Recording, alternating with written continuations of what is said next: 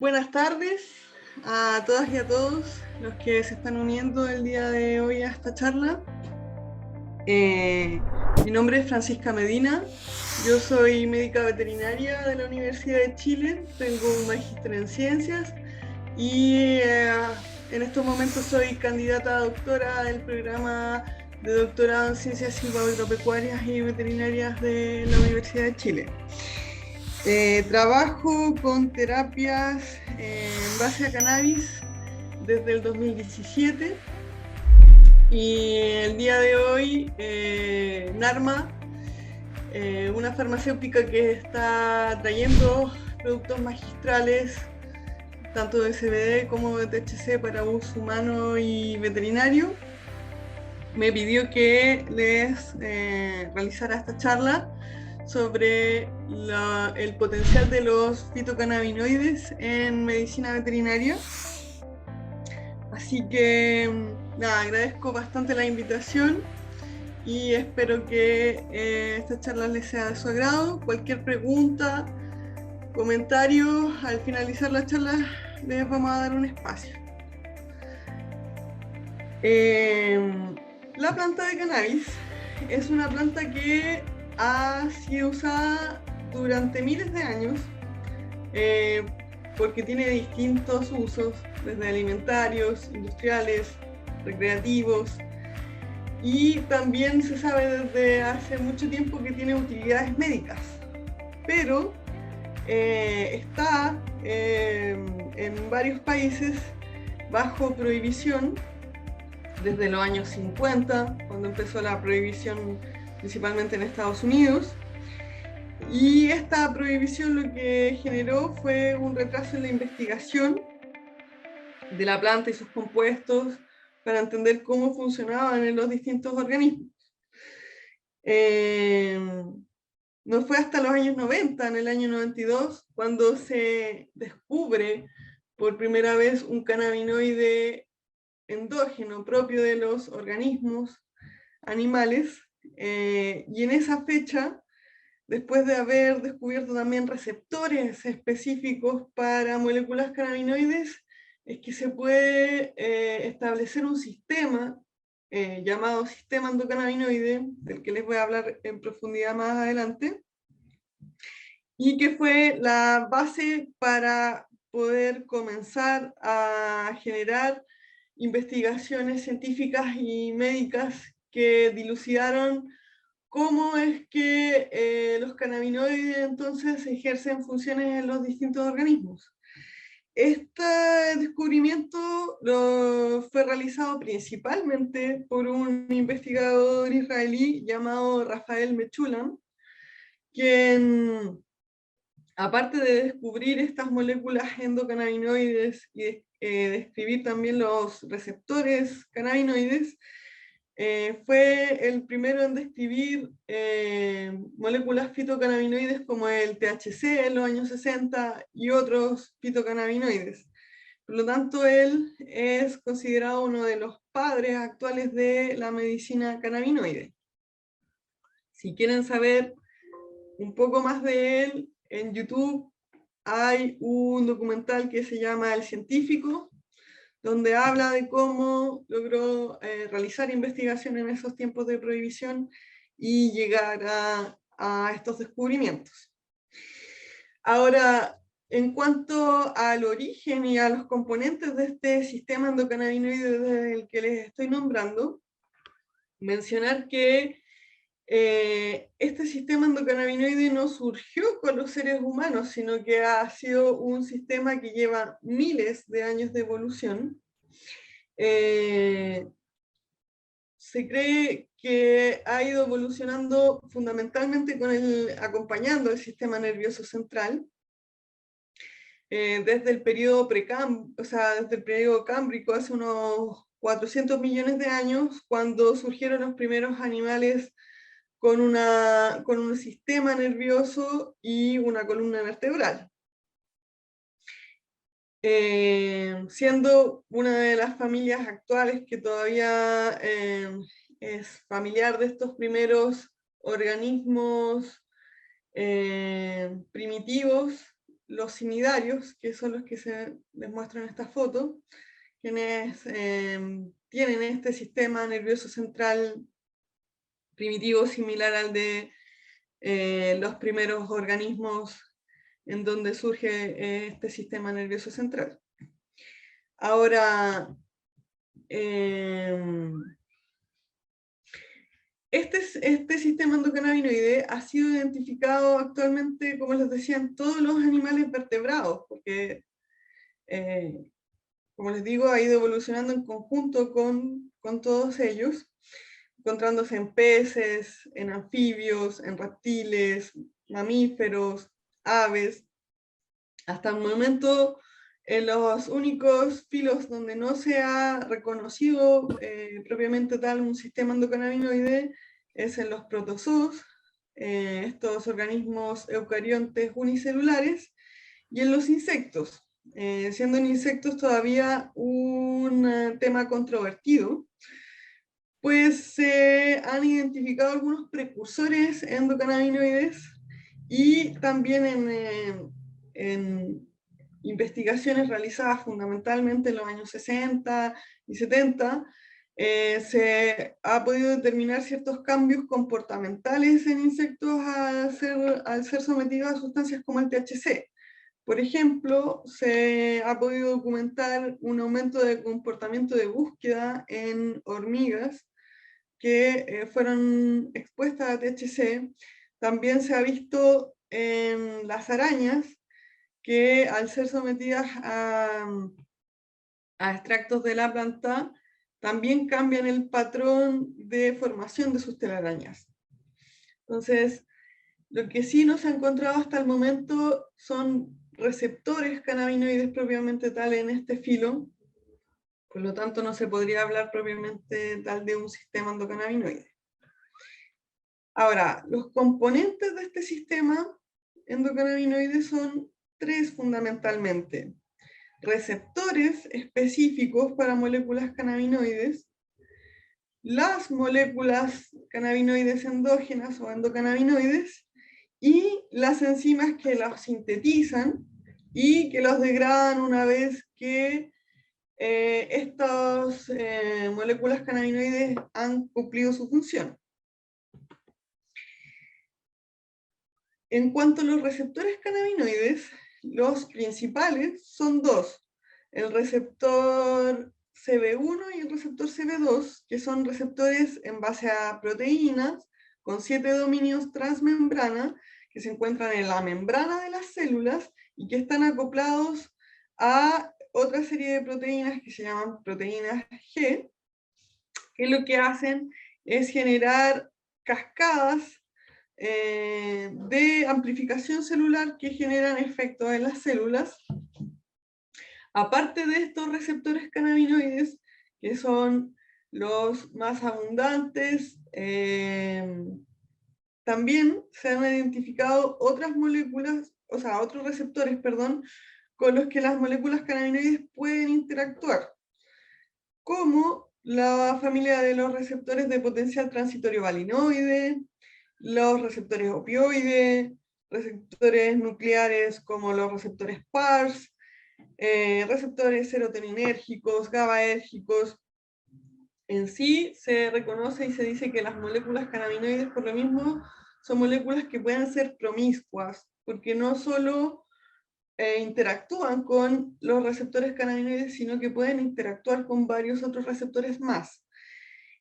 Y actualmente también existe una familia de receptores acoplados a proteína G, similares a los receptores cannabinoides, que se les llama receptores huérfanos, porque no se les ha encontrado una molécula activadora específica.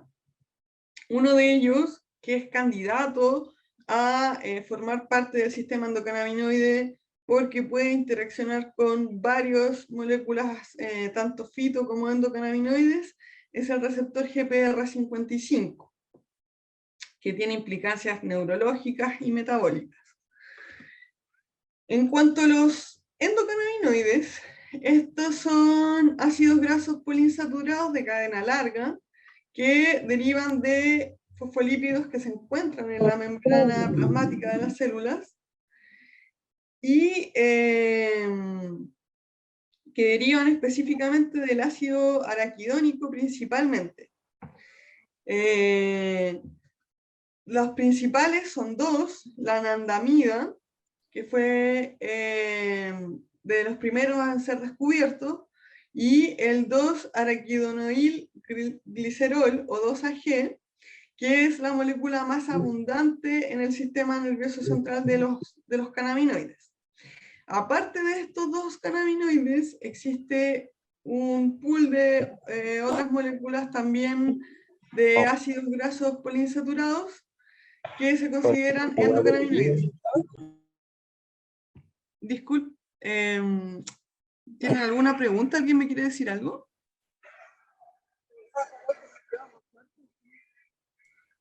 Por favor, dejar en silencio los micrófonos y vamos haciendo la pregunta final. Ah, ok. Era tema de audio. Es de puro buena onda. Entonces, en cuanto a la distribución de este sistema endocannabinoide, hasta el momento se desconoce la distribución de todos los filos y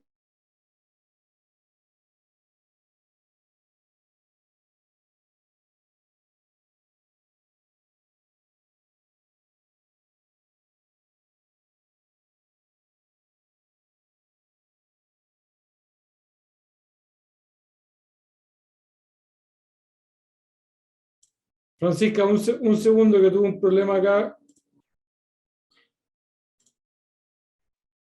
¿Me escuchan ahora? Ahí sí. Es que silencié el resto, pero te dejé a ti hablando. Dale nomás, perdona. Ya, ok. Entonces, les decía que en cuanto a la distribución de este sistema endocannabinoide, se ha logrado mapear varias distribuciones, todavía faltan varias, pero en general se ha visto que la distribución de este sistema es bastante similar entre las distintas especies, donde sí se han encontrado ciertas diferencias es en la concentración en la cual se encuentran estos receptores en los diferentes organismos. Se ha visto, por ejemplo, que en perros el receptor cannabinoide CB1 está más altamente concentrado en áreas del sistema nervioso central que tienen que ver con la coordinación motora, como los ganglios basales y el cerebelo, provocando que los efectos adversos que puede provocar los fitocannabinoides sean más tendientes a efectos que tienen que ver con la coordinación motora, como la ataxia, que en otras especies como gatos y humanos. Entonces, podemos decir que la distribución es bastante conservada, pero la concentración de estos receptores es lo que generalmente se ha visto que pueden haber variaciones.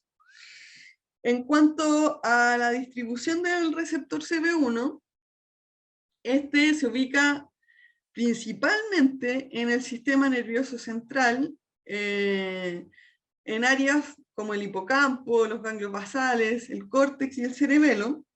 También se encuentra ampliamente distribuido en el sistema nervioso periférico, pero además el receptor CB1 es uno de los receptores más ampliamente distribuidos por los tejidos del organismo, encontrándose en adipocitos, en hígado, en pulmón, en musculatura, en tracto gastrointestinal, en el páncreas, en los vasos sanguíneos, órganos reproductivos, sistema inmunológico, y así. Es un receptor muy ampliamente distribuido, por lo tanto no solo cumple funciones a nivel de sistema nervioso central, sino que también cumple funciones en la modulación de la inmunidad y del metabolismo alimentario. En cuanto al receptor CB2, este se ubica principalmente en células del sistema inmune, tanto las células que crean células del sistema inmune, como son las células de la médula ósea, donde está ampliamente distribuido y concentrado, y también en las células propiamente tal del sistema inmune, como los linfocitos B y T y macrófagos, neutrófilos, monocitos, y también se encuentran en células de la microglía, que son células que se ubican en el sistema nervioso central, que cumplen varias funciones, y una de ellas es el de defensa del sistema nervioso central. Este receptor, además, se encuentra ubicado en el páncreas y en el hígado, por lo tanto también se le atribuyen ciertas funciones metabólicas. Ahora, es esta amplia distribución de estos receptores cannabinoides lo que hace que tengan implicancias en tantos sistemas, desde el sistema nervioso central, provocando reacciones de neuroprotección, modificaciones del comportamiento, modificaciones del grado de algesia, acciones generales como sus mecanismos antioxidantes, acciones en el sistema inmune, modulando la inflamación, y como les decía, en el metabolismo y en el apetito. Es esa amplia distribución lo que permite que se actúe a todos estos niveles, y lo que hace que las moléculas cannabinoides tengan un amplio potencial farmacológico y terapéutico. En cuanto al funcionamiento de este sistema endocannabinoide, cómo funcionan las moléculas cannabinoides con los receptores, la principal interacción que se da es en las neuronas, porque, como les decía, este sistema está ampliamente concentrado en estas áreas, y aquí en las neuronas tiene un funcionamiento que es un poco distinto al de los neurotransmisores tradicionales, en donde tradicionalmente existe comunicación entre dos neuronas, una neurona que es presináptica, que es la que crea los neurotransmisores y los lanza al espacio sináptico, son recibidos por una neurona postsináptica que se depolariza, se activa y reacciona. Ahora, esta depolarización neuronal que causan los neurotransmisores habituales, lo que hace es aumentar el calcio intracelular. Este aumento de calcio intracelular es una señal para que se generen endocannabinoides en la membrana plasmática de estas células postsinápticas, y se genera un flujo retrógrado, o sea, contra la corriente habitual, yendo de neurona postsináptica hasta neurona presináptica, donde los endocannabinoides van a ir a activar a estos receptores cannabinoides, y lo que causan es principalmente una disminución del calcio en esta célula, que genera una inhibición de la liberación de los neurotransmisores corrientes. Ese mecanismo entonces genera una modulación de las señales neurotransmisoras, generando efectos, por ejemplo, anticonvulsivantes y analgésicos. Ahora, aparte de los endocannabinoides, los receptores cannabinoides, aparte, se pueden estimular por fitocannabinoides y por cannabinoides sintéticos creados en laboratorio, y de ahí es que viene entonces toda la terapéutica que podemos llevar a cabo con este tipo de moléculas. Ahora, en cuanto a los fitocannabinoides, que son los cannabinoides que derivan de la planta, estos derivan fundamentalmente de la planta de cannabis hembra, que en sus inflorescencias está recubierta de una serie de glándulas, como pueden ver. Estas glándulas son mucho más predominantes en la flor que en otras partes de la planta, como las hojas o los tallos, donde llegan a formar parte solo del 1 a 2% del total de hojas o de tallos. Cambio en la flor es donde se concentra la mayoría de estas glándulas. Estas glándulas, y solo en estas glándulas, se producen estos fitocannabinoides, que son más de 100 hasta la actualidad descubiertos. Ahora, ¿cómo se sintetizan?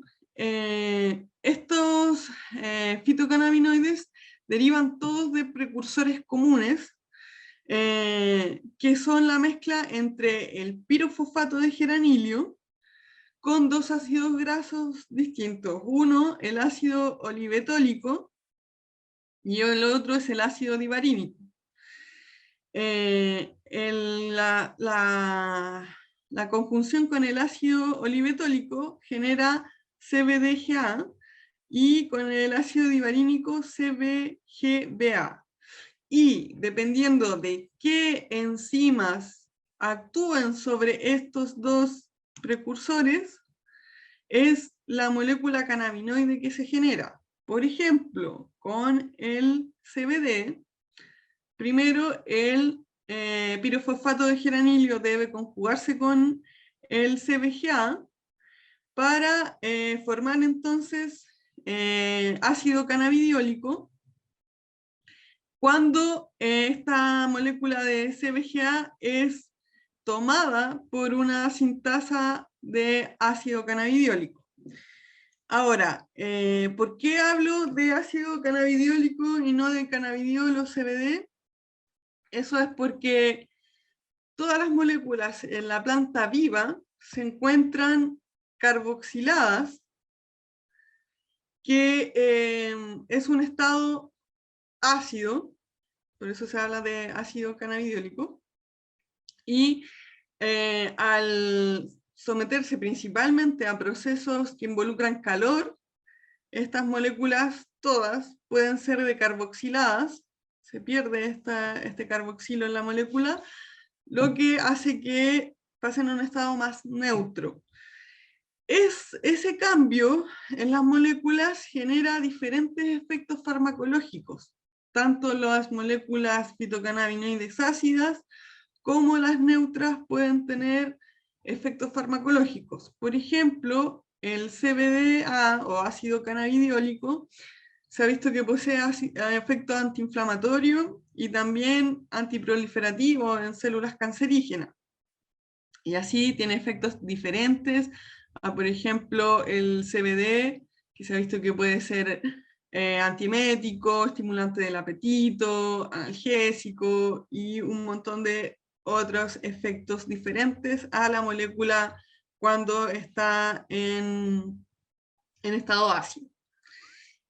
Ahora, los cannabinoides más estudiados son los cannabinoides, primero que nada, en formato decarboxilado, o sea, en formato neutro, y los más estudiados son los más abundantes en la planta, que son el tetrahidrocannabinol, o THC, que fue uno de los primeros en ser descubiertos y que tiene capacidad psicotrópica. Y el otro es el cannabidiol o CBD, que fue descubierto incluso antes que el THC, y que está desprovisto de esta capacidad psicotrópica. En base a estos dos compuestos que son los más abundantes en la planta, se pueden obtener en la actualidad 3 quimiotipos distintos, que son el quimiotipo alto en THC, que proviene fundamentalmente de las plantas de cannabis sativa como las que conocemos de uso recreativo. El quimiotipo alto en CBD, que proviene de plantas de cáñamo, que son familiares, pero fenotípicamente distintas a las plantas de cannabis sativa tradicionales, aunque también hay plantas de cannabis sativa tradicional que pueden generar altas concentraciones de CBD. Esas plantas se han creado fundamentalmente a partir de los años 2000 en adelante con el descubrimiento del sistema endocannabinoide y de la utilidad del CBD, pero tradicionalmente las plantas que más tienen CBD son las de cáñamo, y el quimiotipo equilibrado o balanceado, ya que presenta concentraciones similares tanto de THC como de CBD. Estos tres quimiotipos son los que se pueden obtener también en formato magistral. Muchas veces no se obtienen solamente de una planta, sino que son distintas concentraciones de los cannabinoides los que se van variando para hacer las formulaciones farmacéuticas. En cuanto al cannabidiol o CBD, importante destacar que este antagoniza parcialmente los receptores cannabinoides CB1 y CB2, de ahí viene su incapacidad para generar psicoactividad, porque la psicoactividad o psicotropía está relacionada con la activación del receptor CB1 en el sistema nervioso central, y el CBD, al antagonizar a este receptor, no genera este efecto psicotrópico, y es capaz también de modular el efecto psicotrópico del THC, por ejemplo. Es también un modulador, o sea, un agonista de los receptores de potencial transitorio valinoide 1, agonista de los receptores 5-HT1A de serotonina, antagonista del receptor GPR55, y muy importante, que es capaz de inhibir las enzimas del citocromo P450 y MFO, que tienen relación con sus posibles efectos adversos e interacciones farmacológicas. Con respecto al tetrahidrocannabinol o THC, mencionar que este es un agonista parcial de los receptores CB1 y CB2, o sea, los activa, por eso tiene capacidad psicotrópica, posee efecto antiinflamatorio, efecto anticonvulsivante y modulador del dolor, principalmente neuropático. Existe actualmente escasa información sobre estudios utilizando THC en animales. Yo realicé una revisión que está publicada en la revista RemeVer, una revista indexada.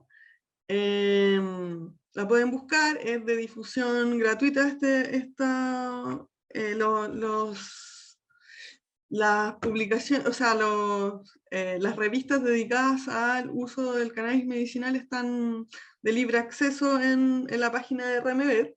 Así que les voy a mostrar más adelante algunos estudios con THC, pero si quieren profundizar y buscar más, en la revisión hay más estudios que pueden mirar. En cuanto a las vías de administración, la sublingual, que es la principalmente utilizada en seres humanos, es poco usada en general en animales por el difícil manejo que esto implica. Por otro lado, la vía oral es más frecuente, ya que conlleva menos complicaciones. Hay que tener en cuenta, eso sí, que la vía oral tiene una menor biodisponibilidad que la vía sublingual, ya que la vía oral no puede, o sea, la vía oral tiene un paso hepático y una degradación por la mucosa gastrointestinal e intestinal. En cambio, la vía sublingual bypassea este primer paso hepático y hay una menor concentración de los cannabinoides que se degrada por los ácidos estomacales. Aún así, tiene una evidencia de buenos efectos en general terapéuticos el uso de esta vía, y los efectos comienzan entre los 30 minutos a 2 horas después de la ingestión y duran en general de 8 a 12 horas aproximadamente. También se puede usar la vía transdérmica en forma de cremas, ungüentos.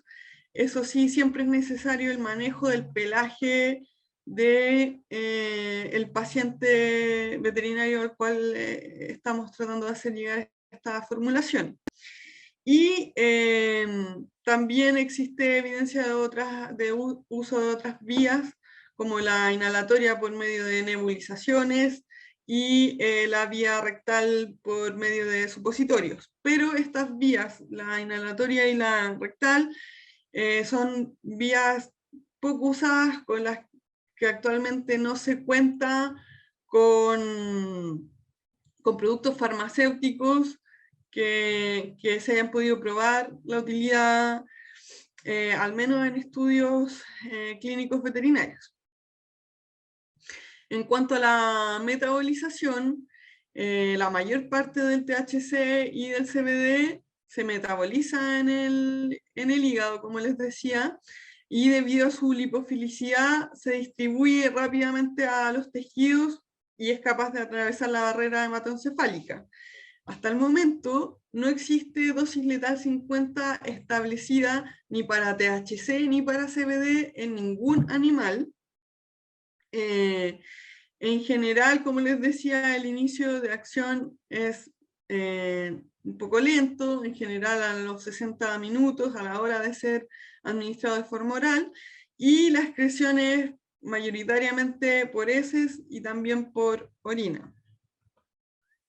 En cuanto a la dosificación, mencionar que, como les decía anteriormente, los estudios toxicológicos que se han hecho principalmente en perros, gatos y monos, no han encontrado dosis letales en estos animales, a pesar de que se han probado dosis altas que llegan hasta los 9 gramos de THC por kilogramo de peso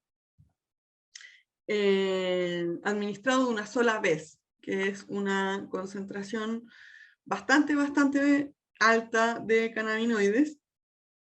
Lógicamente, estas dosis tan altas sí generaron efectos adversos en los animales a los que fueron sometidos, porque causaron una intoxicación importante, provocando vómitos, diarrea y otros signos, pero hasta el momento no se ha podido encontrar una dosis que sea letal. Las dosis más frecuentemente usadas de CBD van desde los 0,5 a los 2 miligramos por kilogramo de peso, administrados frecuentemente cada 12 o cada 8 horas, pudiendo llegar hasta 20 miligramos por kilogramo de peso, que esa dosificación es bastante poco usada, diría yo, porque con concentraciones más bajas se pueden conseguir logros terapéuticos. Y de THC incluso las dosis son aún más bajas, van desde los 0,05 miligramos por kilogramo de peso a 0,1 habitualmente, pudiendo llegar a los 2, incluso 4, en caso de de necesidad por ejemplo, animales con excesivo dolor, en tratamientos paliativos oncológicos, pero rara vez también se llega a dosificaciones tan elevadas como 20 miligramos por kilogramo de peso.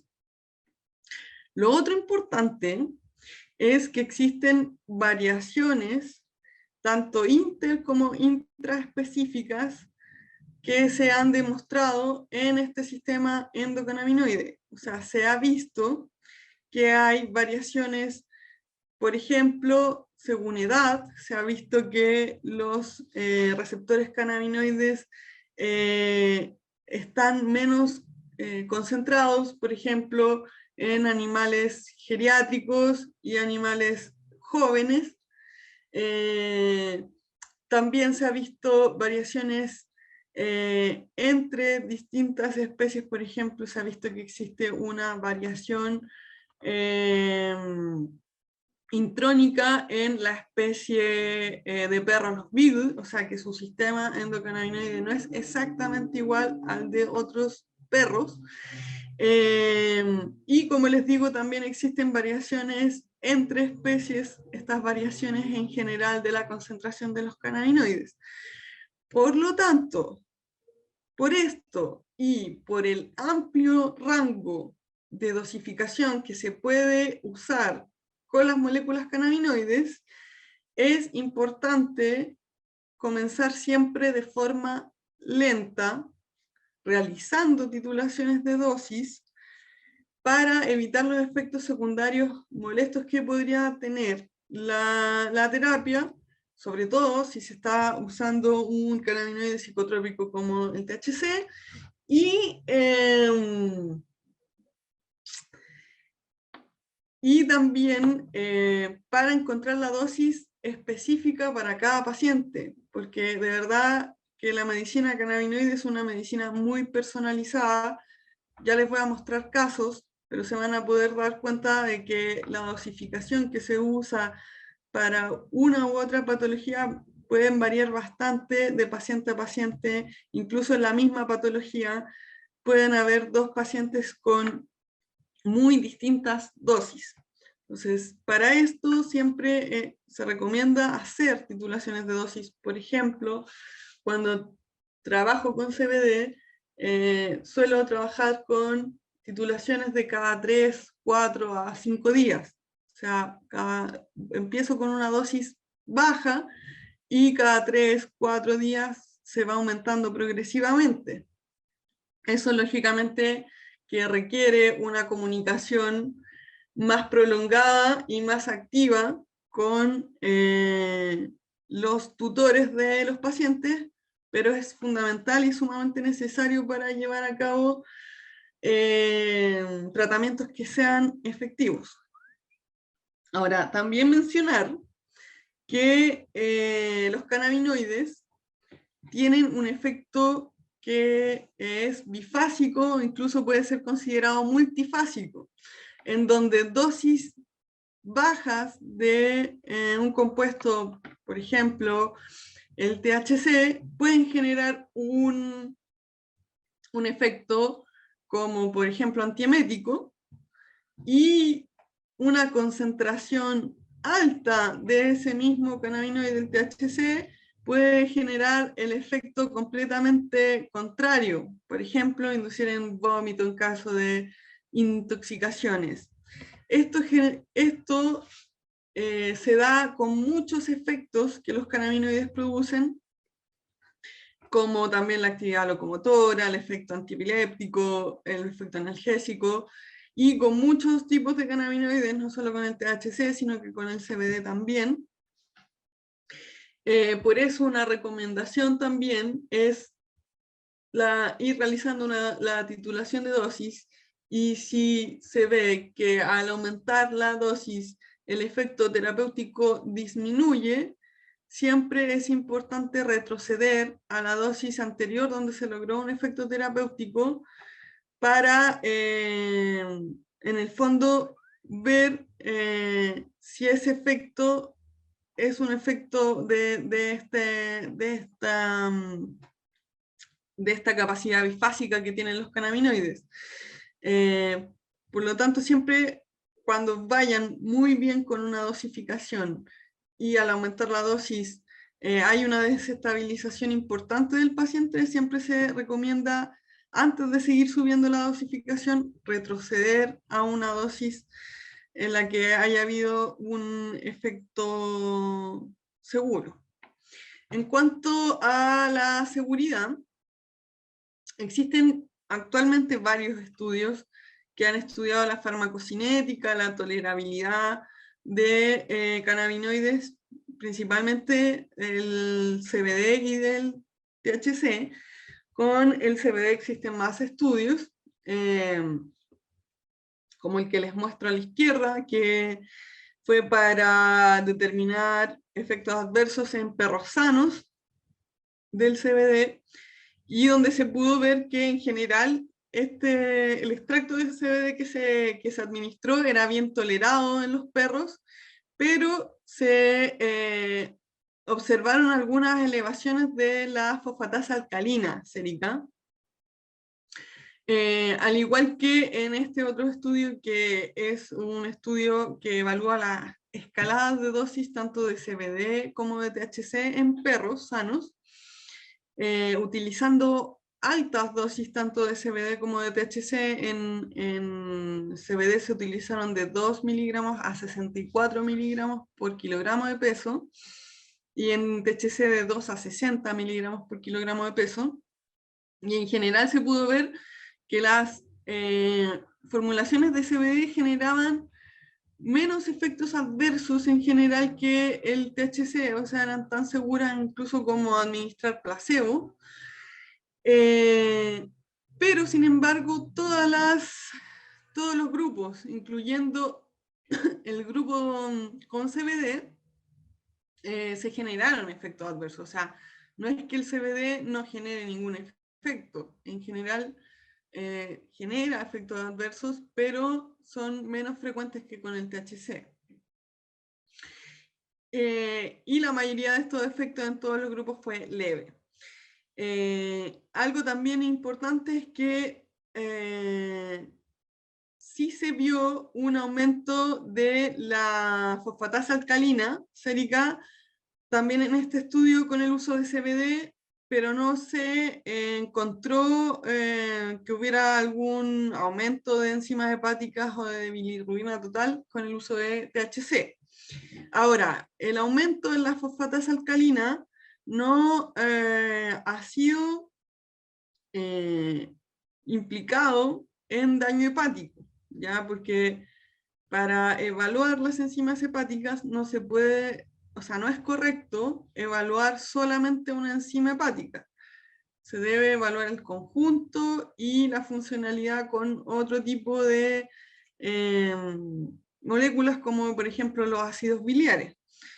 Lo que se ha visto hasta el momento es solo un aumento de la fosfatasa, pero no a niveles que puedan indicar una falla hepática y sin la elevación de otras enzimas que puedan reforzar o justificar un cierto daño hepático. O sea, se ha visto que puede haber una cierta sobrecarga hepática, pero no está asociada a daño hepático.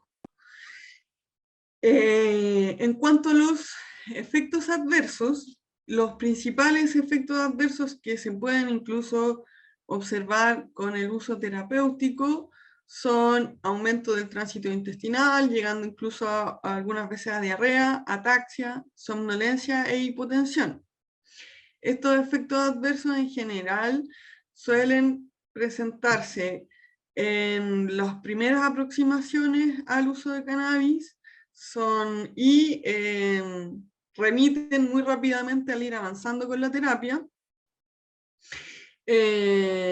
Y bueno, también pueden producirse en casos de intoxicación, o sea, de altas dosis de cannabis, principalmente de THC, como todas estas otros efectos adversos, como los temblores, la salivación excesiva, los vómitos, la desorientación, la hipotermia, que suelen darse en general en intoxicaciones con altas cantidades de cannabis, como accidentes en el hogar con comestibles, o no sé, se me rompió el frasco con el que le estaba haciendo tratamiento y mi perro se lo tomó entero.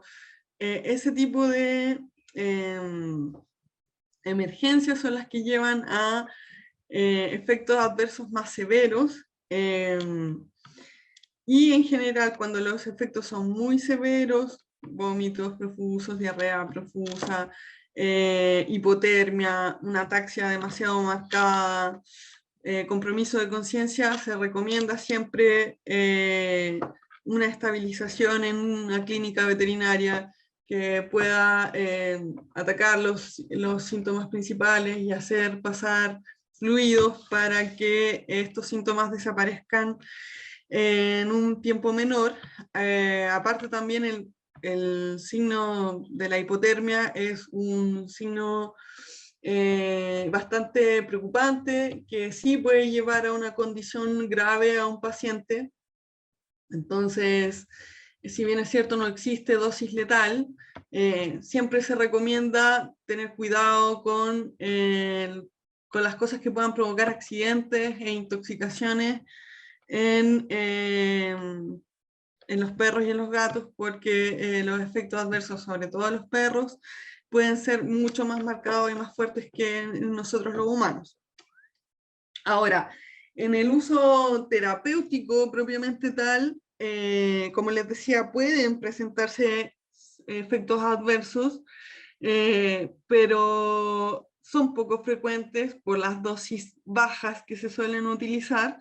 Yo realicé una encuesta a pacientes que estaban bajo tratamiento con cannabis en el año 2018, si es que no me equivoco, en el que entrevisté retrospectivamente a todos los pacientes que estaban en uso de cannabis hasta ese momento en Fundación Daya, que es donde principalmente trabajo, y pudimos observar que cerca del 70% de los tutores de los pacientes reportó no haber observado efectos adversos con el uso de cannabinoides.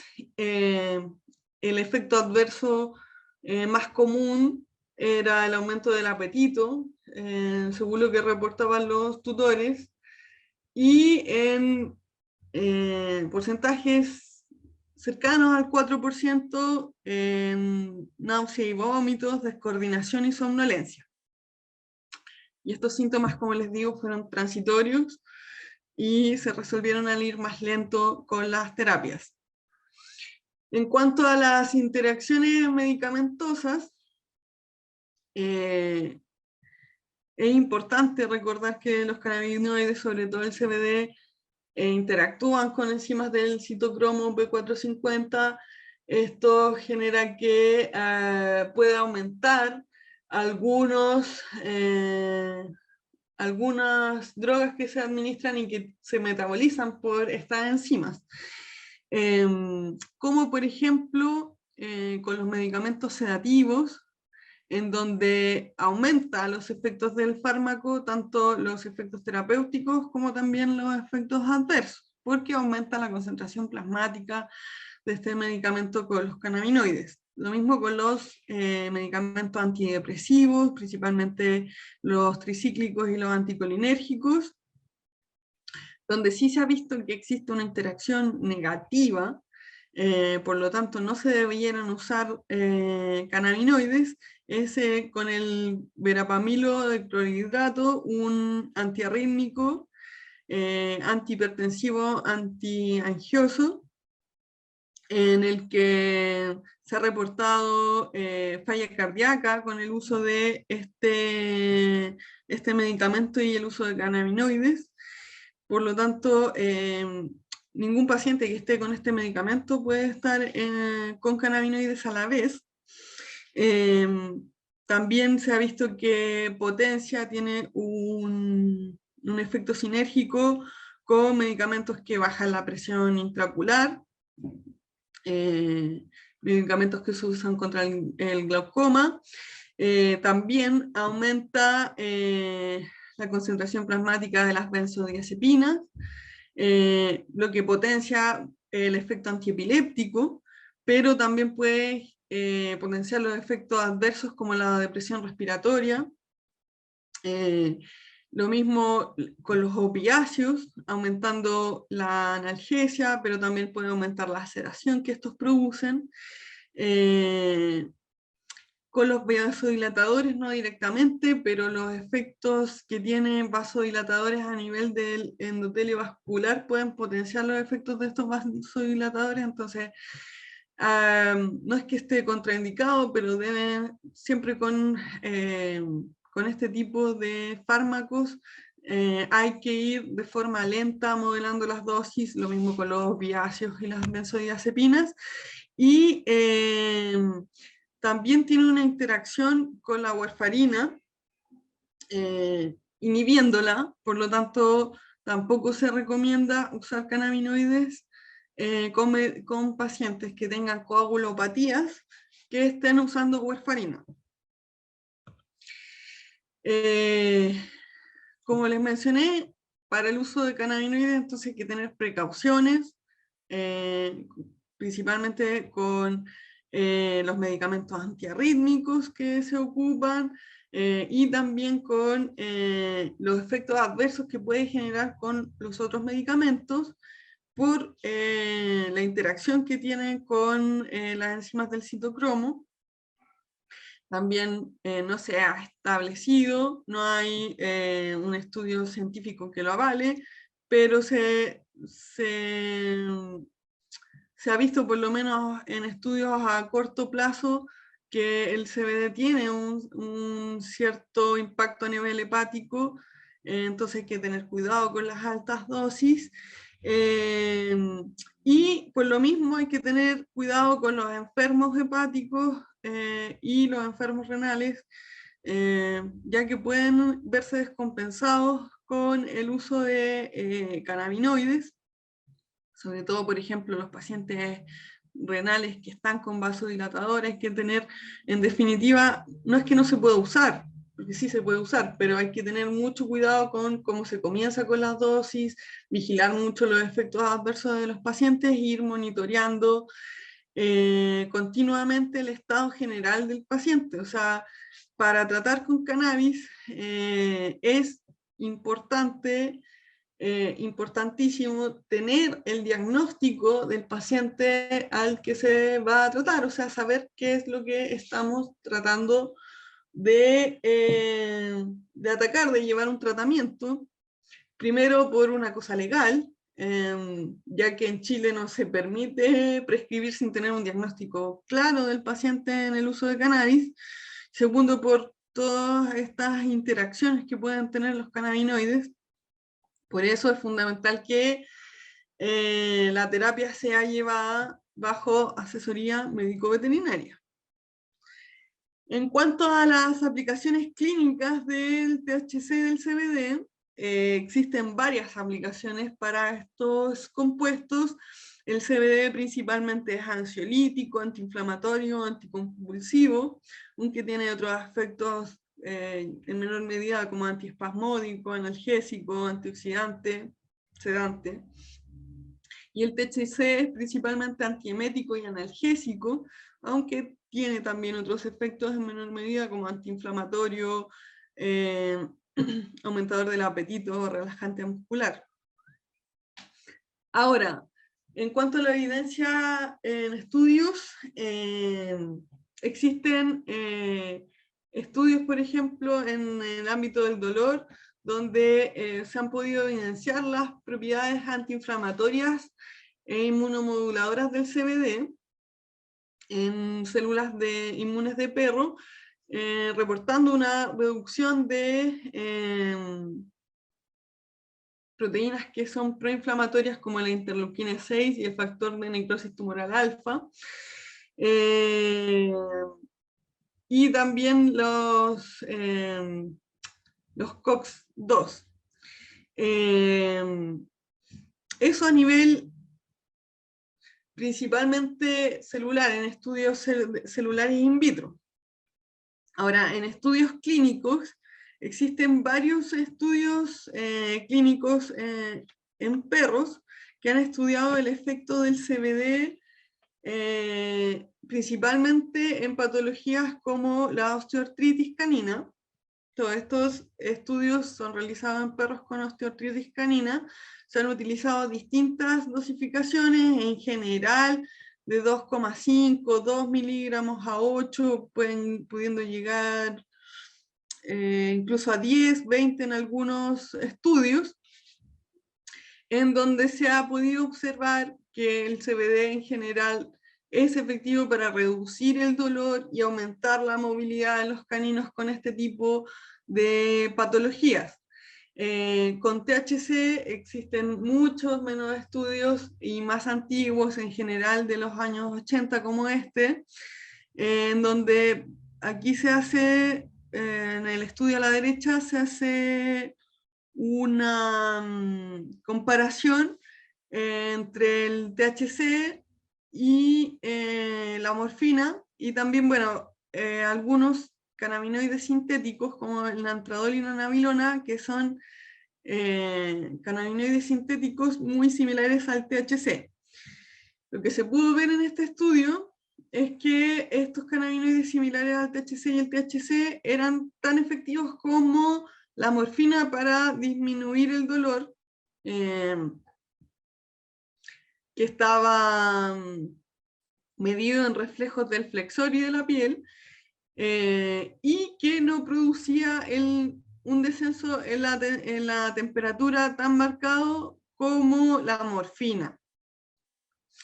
En cuanto a convulsiones, el principal estudio en convulsiones que existe en caninos hasta ahora es el estudio que les muestro a la izquierda, que es un estudio aleatorizado, blindado, controlado, de la administración oral del CBD adicionado a el tratamiento convencional antiepiléptico en perros con epilepsia idiopática intratable, o sea que fue refractaria a los medicamentos con los que estaban estos caninos, y lo que se pudo observar en general fue una reducción significativa de las convulsiones de hasta un 33%.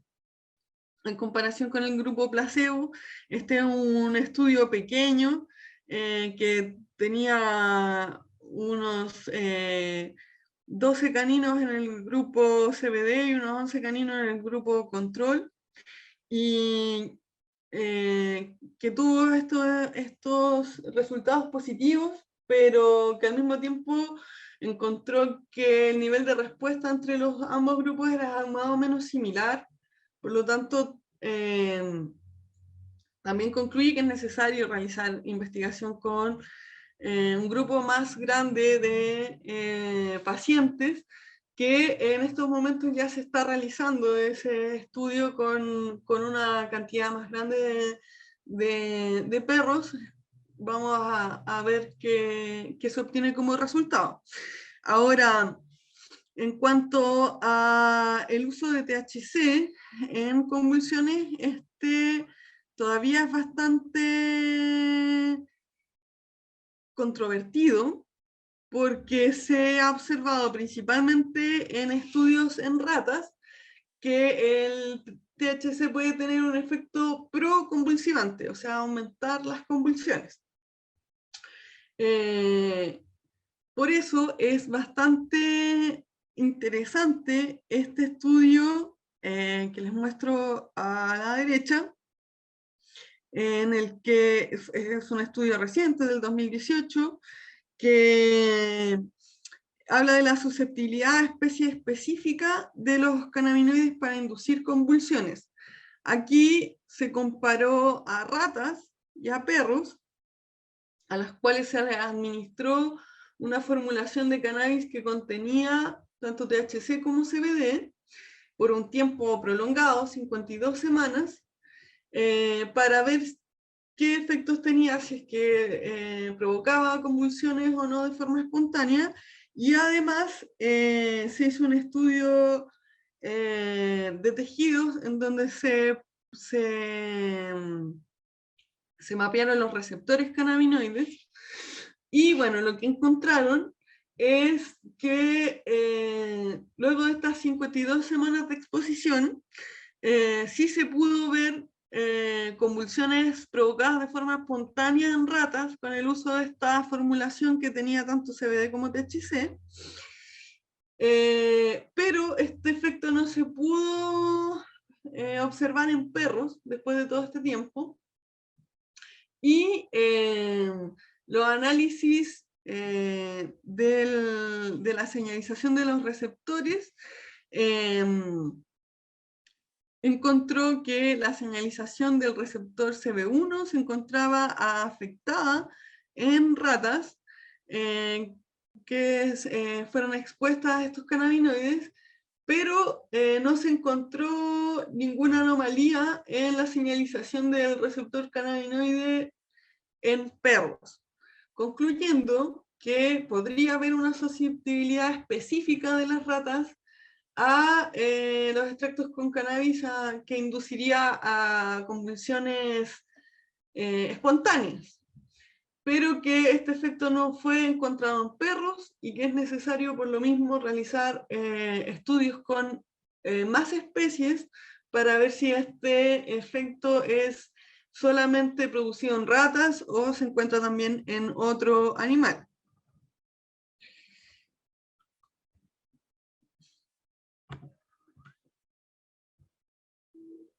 Ahora, con respecto al uso de THC, con la doctora Silvia Rau, de la Universidad Mayor y Santo Tomás, realizamos un estudio retrospectivo que también fue publicado en esta revista,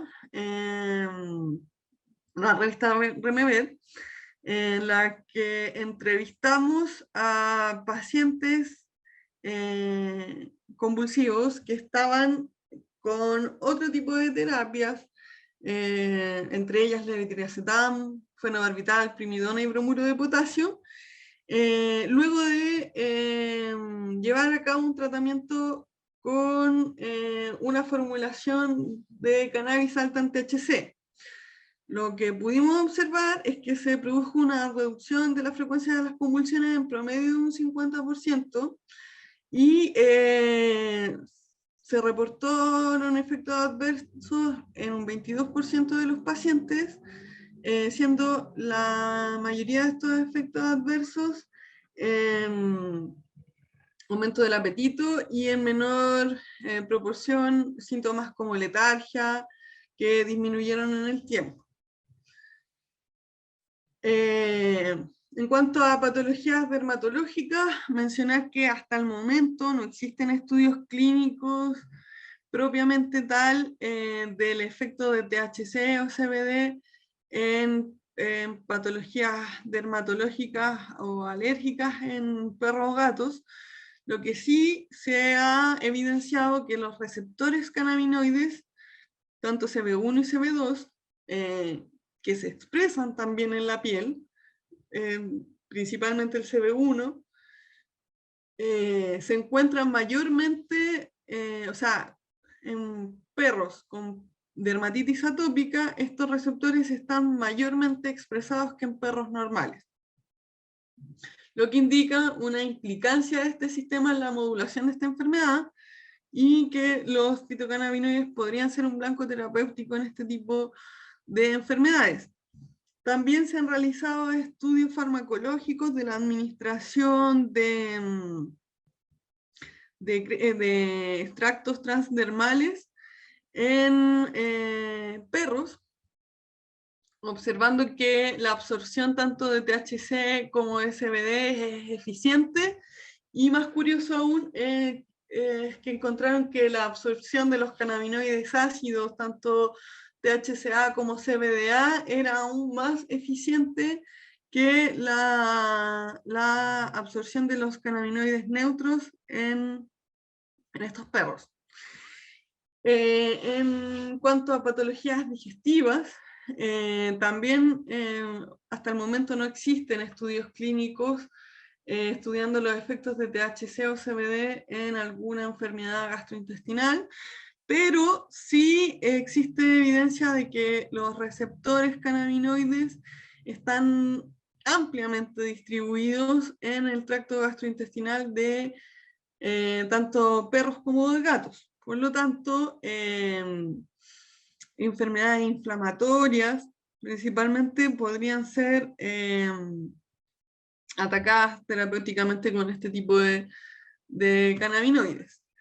En cuanto a comportamiento, en estos momentos existen pocos estudios y un tanto contradictorios. Este estudio que les muestro habla del impacto de la administración de CBD en el tratamiento de la respuesta de caninos a miedos inducidos por ruido. Y bueno, aquí se evaluó el CBD en comparación con la trazadona y en combinación con la trazadona en un modelo de miedo inducido por ruidos de fuego artificiales. Y se vio cuál era el efecto del CBD 7 días después de la suplementación. Lo que se observó en general es que la trazadona fue más eficiente que el CBD para reducir el miedo, pudiendo reducir el cortisol plasmático, cosa que no se observó ni con el CBD solo ni en combinación. Y bueno, la trazadona sí generó efectos conductuales observables específicos como un aumento del tiempo en que los caninos pasaban con la cola relajada, cosa que no se observó con el CBD. Este otro estudio probó extractos de CBD en perros de refugio, probando si estos extractos disminuían la agresividad hacia los cuidadores. Y aquí sí se encontró que el CBD reducía el comportamiento agresivo hacia los seres humanos, pero la diferencia en la disminución del comportamiento agresivo entre el grupo control y el grupo CBD no fue significativo. Por lo tanto, es necesario realizar estudios también con un grupo más amplio de animales para evaluar bien cuáles son los efectos. En patologías oncológicas existen dos tipos distintos de tratamientos que se pueden llevar a cabo. Para el que existe mayor información hasta el momento sobre la efectividad y rangos de dosis, es principalmente en la utilización como medicamento paliativo en estos casos oncológicos para ayudar a disminuir el dolor, los vómitos, la ansiedad, aumentar el apetito y el sueño. En ese sentido existen algunos estudios en caninos y en felinos que han demostrado la capacidad antiemética principalmente del THC al ser usado en conjunto con drogas quimioterapéuticas. Actualmente existe menor información, y principalmente en células, o sea, estudios in vitro, de la capacidad anticancerígena de los cannabinoides, tanto THC como CBD. Actualmente existen, bueno, estos 3 estudios con células, que son estudios con CBD, en los que se ha podido ver que el CBD es capaz de disminuir la proliferación y provocar apoptosis en carcinomas uroteliales, en osteosarcoma, en cáncer mamario y también en gliomas. Pero aún se desconocen dosis efectivas para utilizarse como terapia anticancerígena propiamente tal. Ahora, también se han realizado encuestas a los médicos veterinarios en aquellos países donde ha empezado a haber mayor regulación del uso de cannabinoides. Y bueno, esta fue una encuesta a veterinarios de Estados Unidos en el 2009, donde se observó que las formulaciones que más utilizaban los veterinarios eran principalmente aceites y comestibles, y ellos reportaron que fueron de buena ayuda para disminuir el dolor crónico y agudo, para aliviar la ansiedad y disminuir la frecuencia y gravedad de las convulsiones.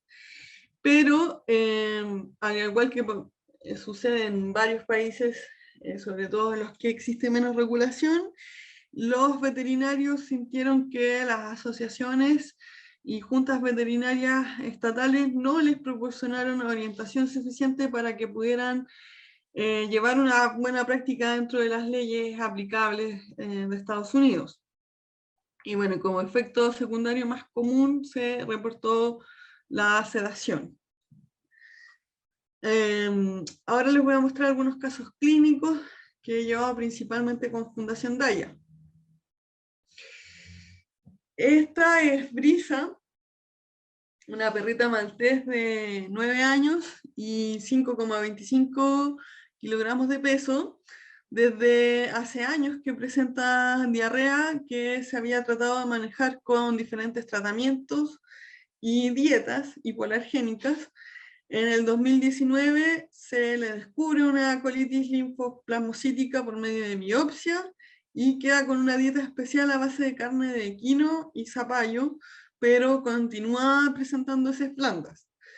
Además, ella fue atropellada en el 2021, se sometió a radiografías que mostraban fractura de la rama acetabular izquierda y derecha del pubis, fractura del isquio, displasia de cadera, enfermedad degenerativa articular. Por lo tanto, quedó hospitalizada una semana y con tratamiento endovenoso, y cuando es dada de alta queda con tratamiento oral domiciliario y a base de pregabalina y tramadol principalmente, pero al comenzar con el uso oral de estos medicamentos comienza a presentar una reagudización de sus diarreas, incluso a presentar vómitos, por lo cual se suspende el tratamiento y comienza a presentar mucho más dolor evidenciado principalmente en una cojera del miembro posterior derecho. Bueno, estos son todos los exámenes a los cuales se sometió Brisa. Y bueno, estas son sus heces antes de que comenzara su tratamiento con cannabis. Y aquí podemos ver cómo se desplazaba con los miembros bastante abiertos por el poco equilibrio que presentaba.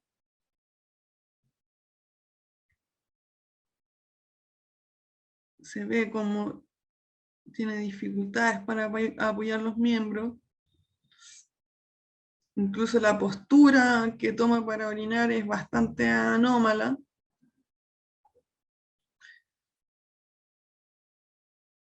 Y incluso camina un poco encorvado, producto de este dolor. Bueno, ella comienza tratamiento en enero del 2021 con un preparado magistral de CBD Full Spectrum, empezando con 0,3 miligramos cada 12 horas hasta llegar a dosis efectiva de 1 miligramo cada 12 horas. Y debido a la intolerancia de los otros tratamientos queda solo con CBD y se complementa con sesiones de fisiatría semanales. Aquí está Brisa entonces con terapia de electroestimulación, terapia de calor, también incluso ejercicios en piscina. Así que bastante obediente la chica para llevar sus tratamientos. Y bueno, ella desde junio del 2021, la cuidadora empieza a notar que puede incorporar algunas cosas en su dieta, ya que deja de tener diarreas. En octubre ya había podido sumar bastantes cosas como salmón, champiñones, quinoa, otros tipos de zapallo como zapallo italiano, huevos, manzanas, alimentos que anteriormente no toleraba. Además disminuye su cojera, aumenta su movilidad. Y bueno, el último episodio de diarrea que tuvo fue en febrero del 2021, pero hasta la actualidad no ha presentado nuevos episodios. Y bueno, se continúa complementando con sesiones de fisiatría su tratamiento. Esas son las heces actuales de Brisa.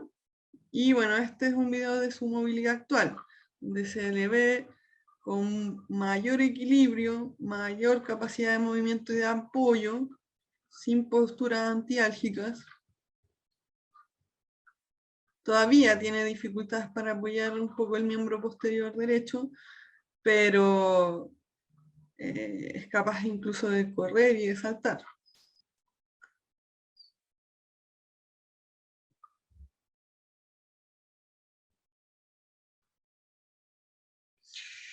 Bueno, este otro paciente es Cani, un mestizo de, bueno, ya ahora ya tiene 2 años, pesa 16 kilos y presenta convulsiones desde los 3 meses de edad. Sus episodios eran cada 7 a 10 días. Los últimos que había presentado antes de la consulta eran el racimo. Y estaba en tratamiento con primidona, levetiracetam y bromuro de potasio. Él se realizó un electroencefalograma y una resonancia magnética que salieron normales, que resultaron normales, sospechándose de una epilepsia idiopática. Él comienza el tratamiento con CBD en abril del 2021 con 2,5 miligramos totales 2 veces al día, y luego lentamente se fue aumentando hasta 0,5 miligramos por kilogramo de peso 3 veces al día. Al llegar a esta dosificación, aumentó la intensidad de sus episodios. Por lo tanto, como les señalé anteriormente, por este efecto bifásico, decidimos disminuir la dosificación a 0,25 miligramos por kilogramo de peso 3 veces al día, y Cani vuelve a estabilizarse. Actualmente sus episodios se distanciaron hasta 30 días, no ha vuelto a tener episodios en racimo y son de mucha menor intensidad. Este otro caso es Renato, un cobayo de actualmente cerca de 6 años y medio, 970 gramos, quien a finales de octubre del 2020 comenzó a tener problemas en la marcha y problemas para defecar. Se le encontró un dolor abdominal cuando acudió a un médico veterinario y se le cambió la dieta, con lo cual los signos mejoraron. Sin embargo, luego volvió a recaer y en una ecografía que se le realiza se observa una nefropatía derecha poliquística, sin descartar que sea un proceso neoproliferativo, o sea, se sospechaba de una neoplasia en el riñón. Este Renato, antes de la terapia, muy decaído, sin apetito. La doña decía que podía pasar horas así buscando alguna posición sin moverse.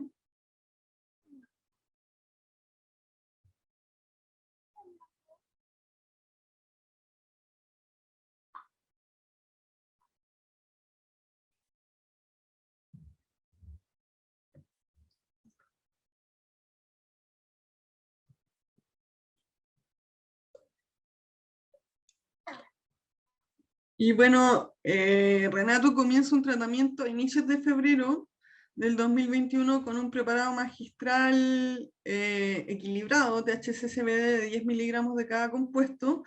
Inicia un tratamiento con 0,25 miligramos totales cada 24 horas. Y bueno, esta es la reacción de Renato al otro día, al día siguiente de comenzar la terapia, donde la doña estaba muy sorprendida de que hubiera querido salir a caminar, a explorar, cosa que no hacían semanas. Y bueno, actualmente se encuentra con una dosis de 0,25 miligramos 2 veces al día, y bueno, este fue su último reporte.